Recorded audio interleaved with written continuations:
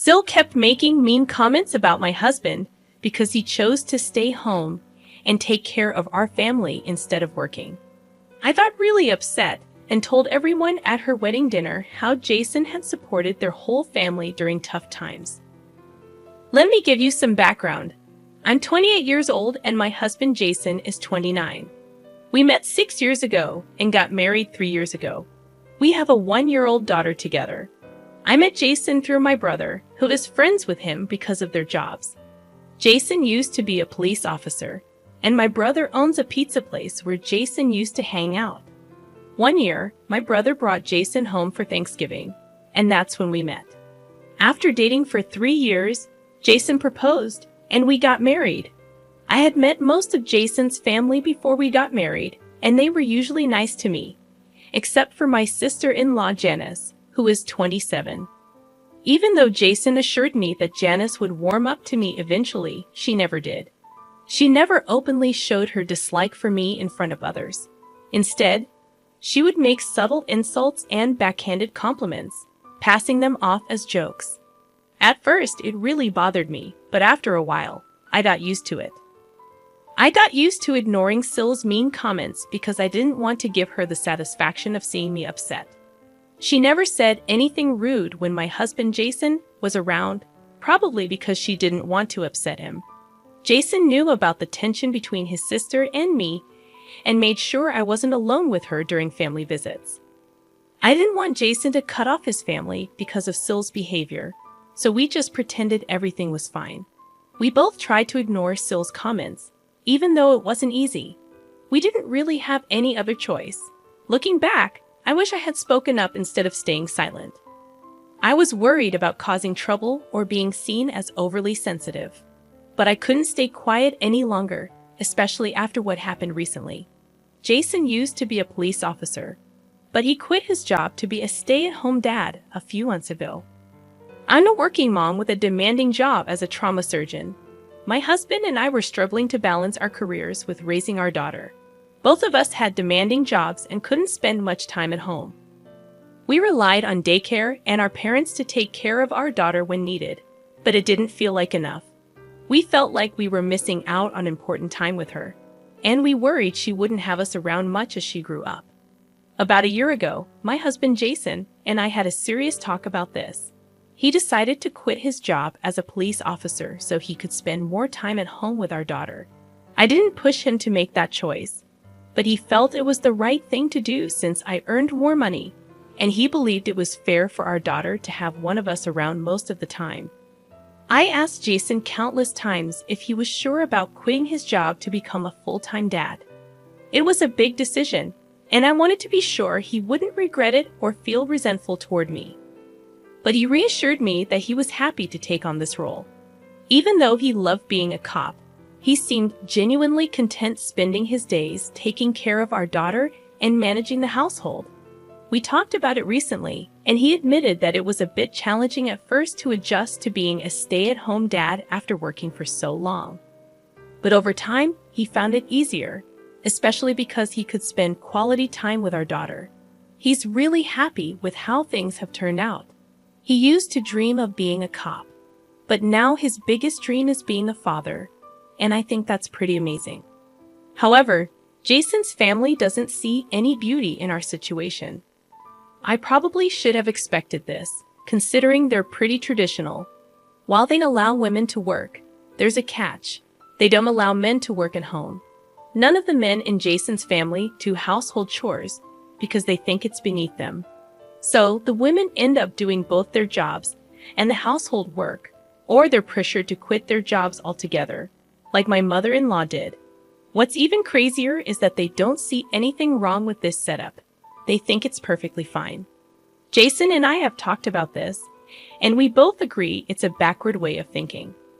But we've never brought it up with his family because they just come up with excuses to justify their beliefs, and we didn't want to get into arguments with them.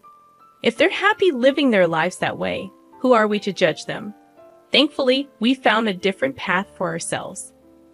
Jason and I have always divided our responsibilities equally, and sometimes he even does more household chores if I have to work late.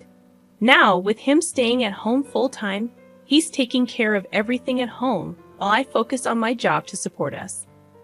We believe that as long as we're all happy and healthy, and there's food on the table, it doesn't matter who does what.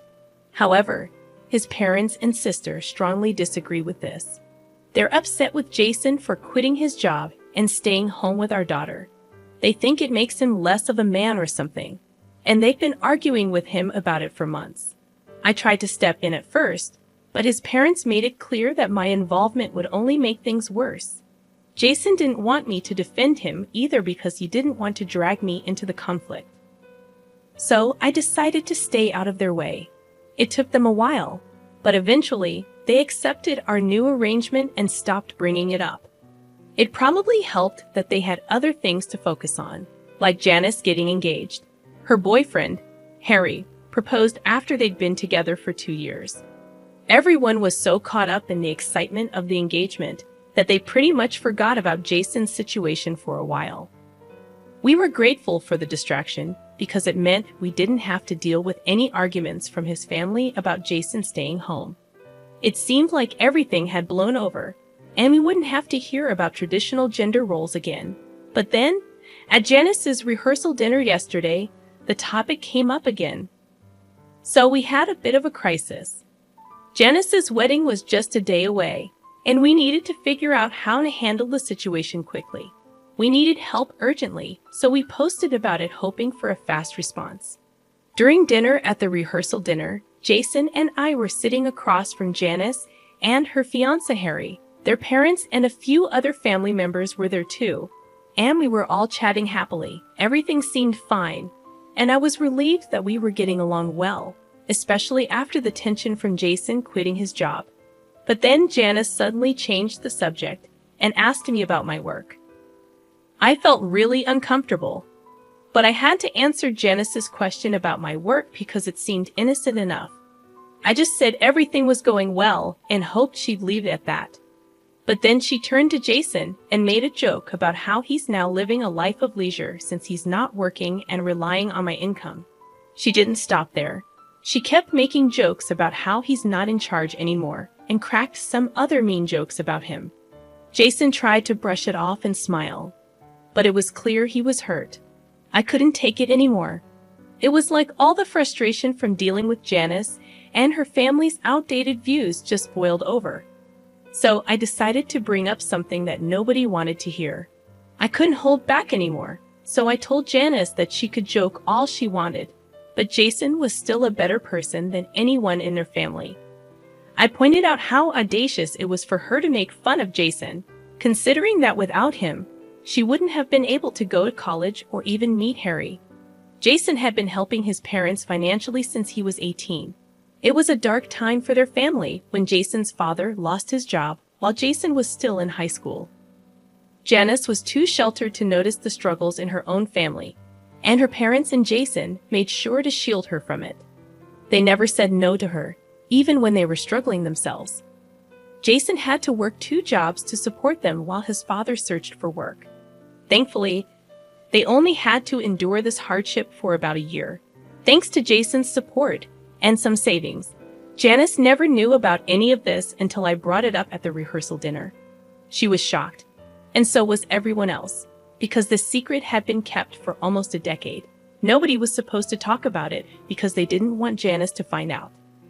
But after all those years, I finally brought it up, and now she knew exactly how much she owed to her brother.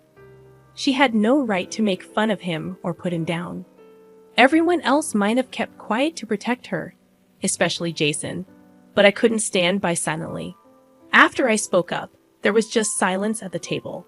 After a moment, Jason and I left, and we walked back to our hotel room without saying a word.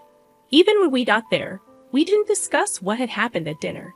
I knew it would become a big deal, and so did Jason. But his silence told me he didn't think I did anything wrong, so there was no need to talk about it further. The next morning, when I woke up to the sound of knocking on our door, and it was Jason's parents. They wanted to talk to me right away. After they came in and we all sat down, they got straight to the point. They told me that the family wanted me to apologize to Janice. They felt that what I said at dinner was something they had kept from her for a long time, and it wasn't right for me to bring it up. They said it wasn't my place to say those things to her, and it had ruined the atmosphere of the evening. They also mentioned that Janice was just joking around with Jason like siblings often do, and now she was upset and couldn't stop crying, and it was all because of me. I realized I had no justification for getting so defensive and revealing such a big secret, knowing the impact it would have on their family. Janice was feeling incredibly guilty and kept apologizing to her parents, realizing she had been a burden on them without even realizing it. Her parents explained that she was having a total breakdown, which is exactly why they never wanted her to know the truth about their past struggles. They believed she was emotionally fragile and wouldn't be able to handle it, and her reactions seemed to confirm their fears.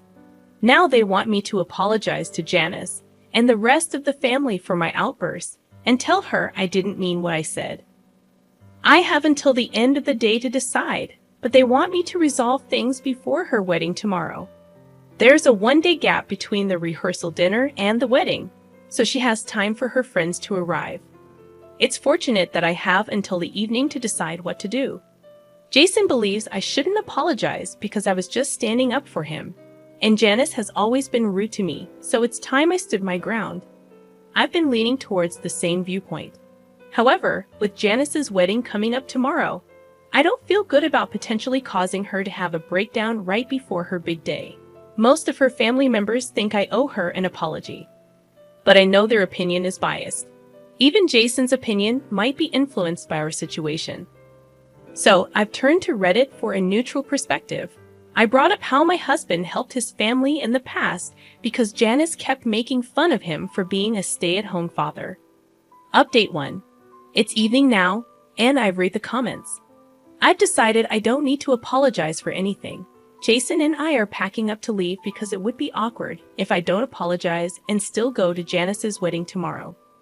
We're going to tell his parents we're leaving, because it wouldn't be right to just disappear without saying anything.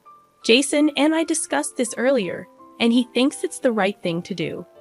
Janice has always been rude and insensitive, and it's time she faces the consequences.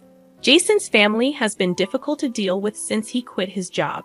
He expected them to support him, but they haven't. They make him feel bad for wanting to spend time with his daughter. We knew that they had old-fashioned views about work and household chores, but we hoped they would change. Since they haven't, it's their fault if we stop talking to them. We're happy with our lives, and if they can't be happy for us, we don't want them around. They've been negative and critical of us for months, and we don't need that kind of energy in our lives. So we stood up for ourselves because we had enough. Jason's parents didn't like it and called us selfish, saying we needed to consider how our actions would affect Janice's wedding. They thought our absence would cause a scene and take the attention away from her. Janice herself showed up after hearing the argument. She said it was okay if we didn't come to the wedding, and actually preferred it that way. But then she accused me of being selfish and trying to ruin her wedding. We ended up arguing, which wasn't great, but it gave us a reason to leave without more drama. They didn't try to stop us, which was a relief. We just want to focus on our own lives now. We might forgive them if they apologize, but that seems unlikely. Right now, we're just happy to be home with our daughter. Jason's playing with her while I write this. Our family feels perfect, no matter what anyone else thinks. Hey everyone, this update is a day after the wedding, which we didn't attend. Apparently, there was a lot of talk about us, mainly from Janice herself. It's funny because her parents were worried our absence would make the day about us, but Janice made it about us anyway. She told distant relatives about our argument, making a big deal out of it. Some people are reaching out to Jason for details, wanting to be part of the drama. We're staying out of it and being vague in our responses. We don't want to stoop to their level and get into more fights. Janice loves drama, and we don't want to give her more. We're ignoring everyone and trying to take the high road, even though they talked about us behind our backs. We just want to move on and leave the drama behind.